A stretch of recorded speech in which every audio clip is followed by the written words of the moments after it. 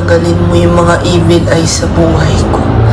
Lord, lahat ng mga evil eye na nanonood ngayon, Lord, yung mga na-demonyo na nanonood ngayon, Lord, please, iligpit mo na sila.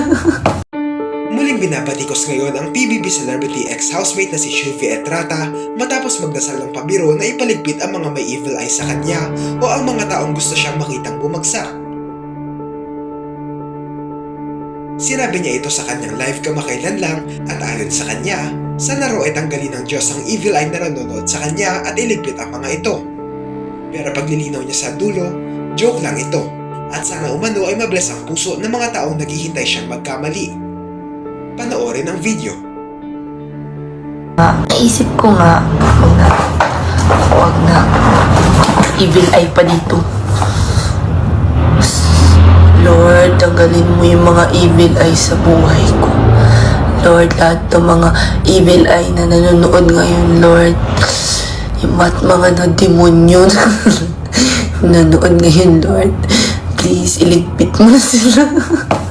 Yung mga na-demonyo na nanonood ngayon, Lord, please, iligpit mo na sila. Yung mga na-demonyo na nanonood ngayon, Lord, please, iligpit mo na sila. Joke lang, hindi para iligpit. Kasi maniniwala si Papa Jesus sa akin. Joke lang! Or lahat po ng may evil eye po dyan, lahat po ng mga naghihintay magkamali ako. Bless their heart. Bigyan niyo po sila ng pera para po hindi na po sila magtrabaho para... Umani ito na magkakahalong komento mula sa mga netizens. Hindi natuwa ang iba na ginamit ni Shuvi ang pangalan ng Diyos para sa hindi magandang intensyon. Dagdag pa nila, ginagawa niya pang biro ito para siya ang magmukhang biktima kapag inatake ng pambabatikos.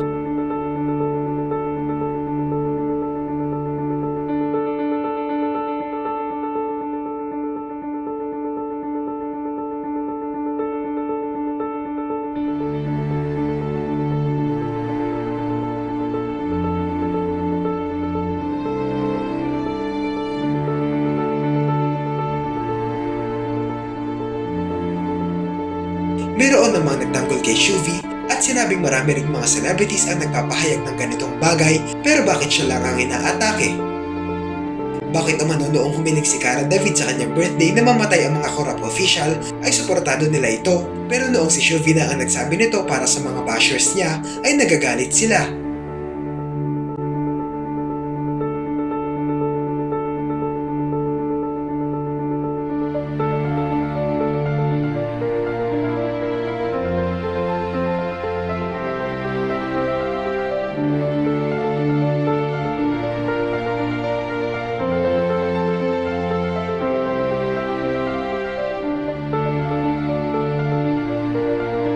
Ano ang masasabi niyo rito?